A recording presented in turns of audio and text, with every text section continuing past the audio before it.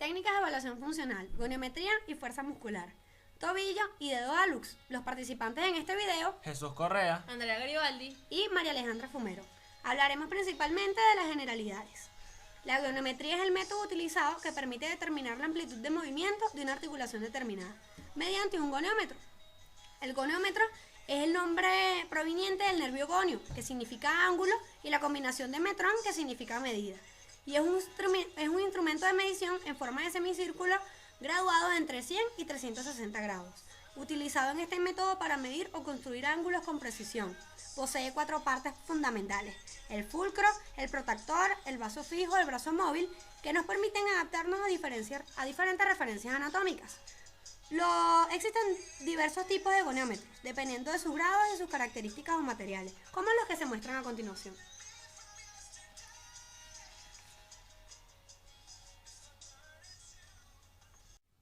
Goniometría, articulación tibio-estragalina. Flexión plantar. Se le pide al paciente que se acueste en la camilla en decúbito supino. Se le pide que flexione una rodilla y la otra la mantenga extendida con el pie en flexión de 90 grados. El terapeuta se colocará lateral a la camilla del lado a evaluar adoptando una posición de caballero.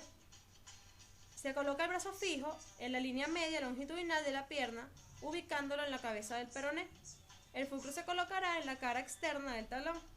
El brazo móvil se dirige a la línea media longitudinal del quinto metatarsiano. Se le pide al paciente que realice el movimiento de flexión plantar, movimiento que va a estar acompañado del brazo móvil, y luego se registran los grados con la amplitud del movimiento. Recordamos que el valor normal son 50 grados. Continuamos con el movimiento de flexión dorsal.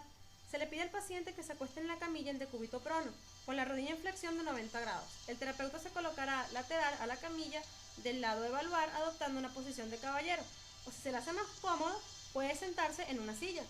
El fulcro debe estar ubicado en el malleolo externo, el brazo fijo dirigido a la cabeza del peroné, el brazo móvil dirigido longitudinal a la cabeza del quinto metatarsiano, y se le pide al paciente que realice el movimiento. Recordamos que el movimiento es de 0 a 30 grados. Movimiento de inversión.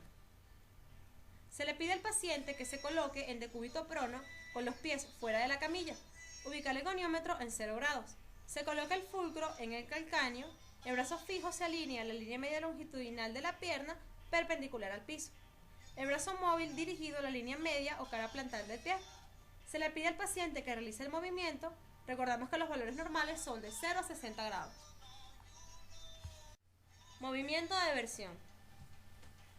Tanto el paciente como el terapeuta se colocarán en la misma posición que el movimiento anterior, al igual que el goniómetro, solo que el brazo móvil acompañará el pie en dirección contraria. Con respecto a la inversión, el movimiento es de 0 a 30 grados. Goniometría del dedo hallux. Flexión metatarso-falángica. Paciente en decúbito supino con tobillo en posición neutra. Brazo fijo se coloca paralelo a la cabeza del primer metatarsiano para estabilizarlo. El fulcro en la articulación metatarso-falángica, brazo móvil se dirige a la falange proximal. Se le pide al paciente que realice el movimiento. Los valores normales son de 0 a 45 grados. Extensión metatarso-falángica.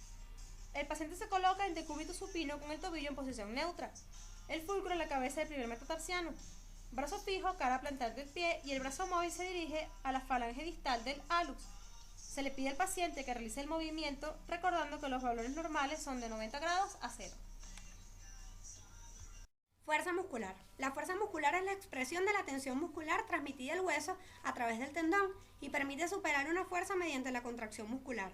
Para determinar la fuerza en un paciente existen métodos determinados que incluyen la posición del mismo y la posición del terapeuta, y de esta depende la eficacia de la prueba. Se deben realizar 5 repeticiones en la posición determinada, dependiendo del grupo muscular o movimiento a evaluar, durante las cuales se varía la resistencia producida por el terapeuta de leve, moderada a máxima, que nos permitirá evaluar mediante la escala de fuerza muscular en qué rango se encuentra. Además, estos datos se hacen más específicos con la utilización de la escala de fuerza moderada. La escala de fuerza muscular se expresa mediante los grados que observamos en pantalla. En el grado 0 no hay contracción muscular visible. En el grado 2 existen vestigios de contracción muscular y se determina con la palpación en el tendón del músculo principal. En el grado 2, hay contracción muscular pero sin acción en contra de la gravedad. En el grado 3 hay contracción muscular solo en contra de la gravedad. En el grado 4 vence la gravedad y vence resistencia moderada. Y por último en el grado 5 vence gravedad y vence resistencia máxima.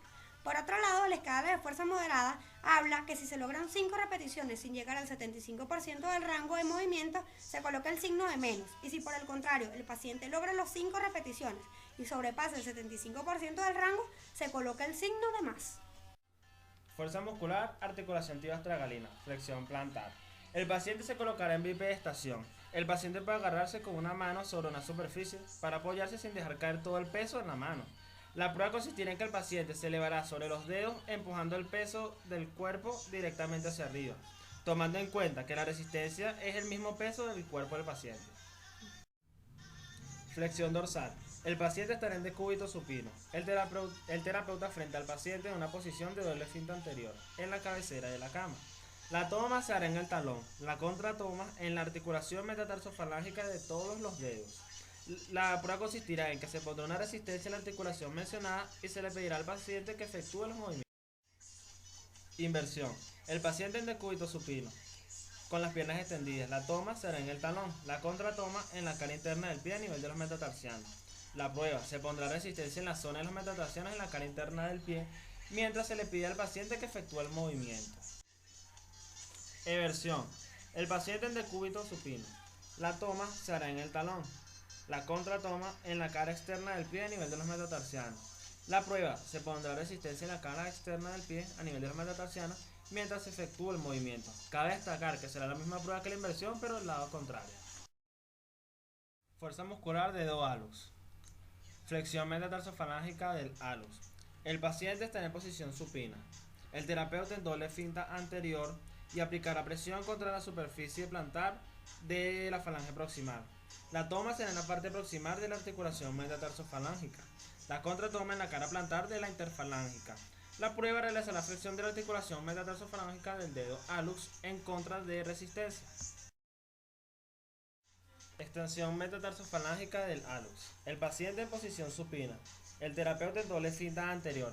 Aplicará presión contra la superficie dorsal de la falange distal y proximal del dedo hallux. La toma estabilizará el pie en ligera flexión plantar, en el talón. La contratoma en la falange distal y proximal. La prueba realizará extensión de la articulación metatarsofalágica e interfalángica del dedo hallux en contra de resistencia.